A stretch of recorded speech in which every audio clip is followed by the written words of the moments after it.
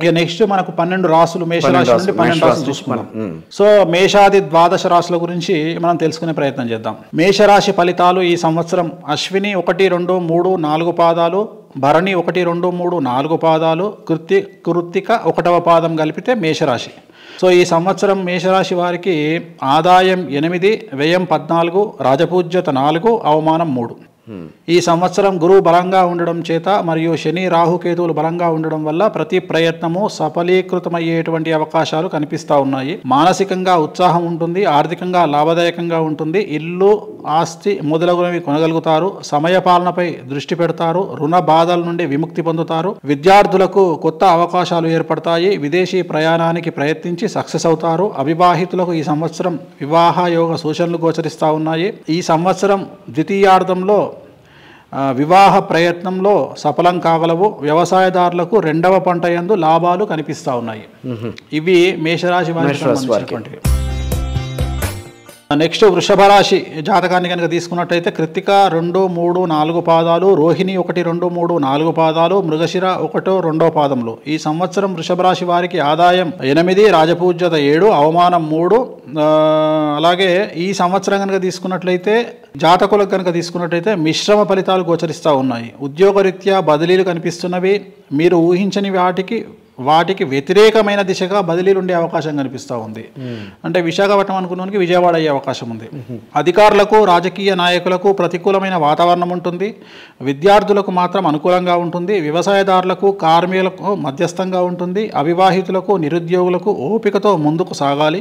భూమి మరియు గృహ సంబంధమైన కొనుగోలుకై నవంబర్ వరకు ఎదురు చూడాల్సినటువంటి పరిస్థితి కనిపిస్తూ ఉన్నది. అంటే మిశ్రమమైనటువంటి ఫలితాలు వృషభ రాశి వారికి ఉన్నాయి.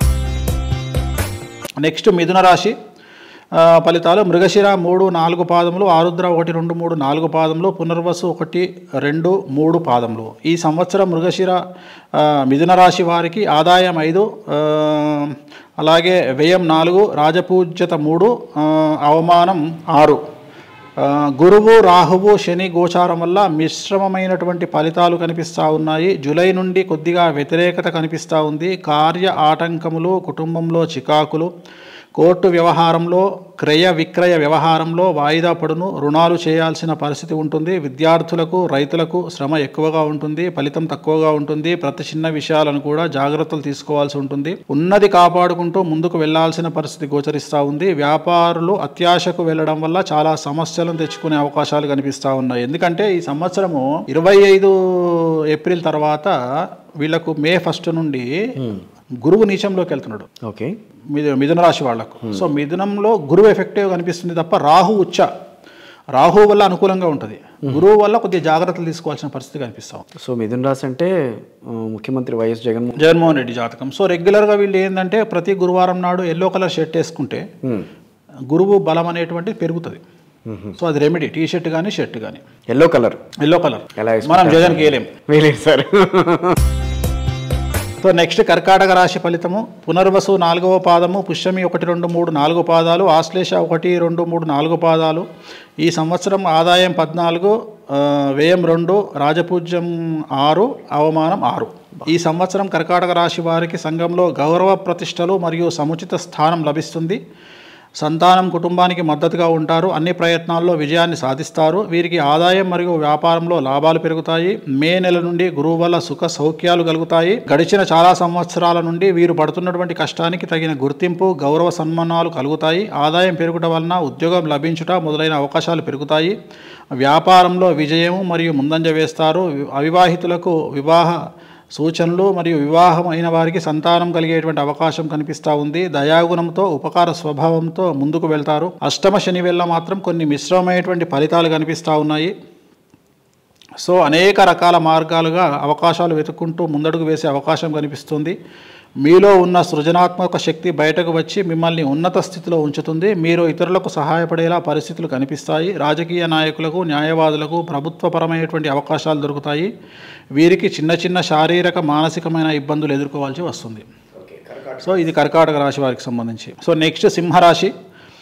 సింహరాశి కర్కాటక రాశిలో నేతలు ఎవరు లేరు కదా. Andhra Pradesh ex minister, Telangana ex minister ఇద్దరు అదే రాశి. ఎక్స్ మినిస్టర్స్, ఎక్స్ సీఎంలు కేసీఆర్ గారిది, కేసీఆర్, చంద్రబాబు. ఓకే.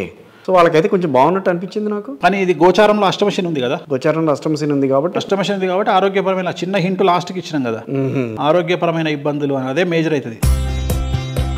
సింహరాశి ఫలితాలు: మఖ 1, 2, 3, 4 పాదాలు, పుబ్బ 1, 2, 3, 4 పాదాలు, ఉత్తర 1వ పాదము. ఆదాయం 2, వ్యయం 14, రాజపూజ్యం 2, అవమానం 2. సో ఇది ఖర్చు విపరీతంగా ఉంది సింహరాశి వాళ్ళకి ఈ సంవత్సరం. అంటే ₹2 వస్తే ₹14 ఖర్చు, ఇంకా మాట్లాడుకోవటాలు లేవు, ఇంకేం లేవు. ఉద్యోగస్తులకు పనిచేసే చోట ఆటంకాలను ఎదుర్కోవాల్సి వస్తుంది. పై అధికారుల యొక్క ఆగ్రహ అహంకారాలు చవి చూడవలసి వస్తుంది. ఉద్యోగస్తులకు మార్పు కనిపిస్తుంది. గృహ వాతావరణం సరిగ్గా లేకపోవడం వల్ల, ఇంట్లో దొంగలు పడడం వలన విశేషమైన వస్తువులు, విలువైన వస్తువులు పోగొట్టుకునేటువంటి విషయంలో జాగ్రత్త అవసరం.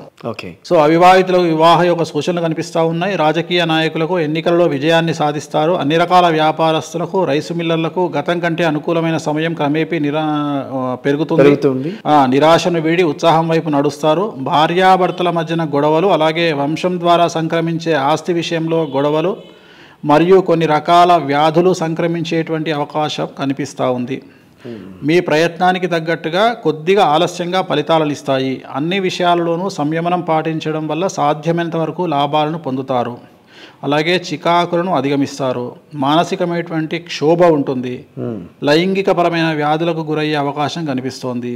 విదేశీ యానం గోచరిస్తోంది. మఖా నక్షత్రం వారికి యాంగ్జైటీ ఉంటుంది. సంతాన వృద్ధి ఉంటుంది. పుబ్బా నక్షత్రం వారికి వర్తక వ్యాపారాలు సామాన్యంగా ఉంటాయి. వివాహ యోగం విషయంలో ఆలస్యం గోచరిస్తూ ఉంది. ఉత్తర నక్షత్రం వారికి 1వ పాదం వారికి మాత్రం సర్వత్రా జయం కనిపిస్తోంది. చిత్ర పరిశ్రమ వారికి మాత్రం విశేషమైనటువంటి యోగం కనిపిస్తోంది. చిత్ర పరిశ్రమకి, సినిమా ఇండస్ట్రీలో ఉండే వారికి మాత్రం అనుకూలంగా కనిపిస్తుంది.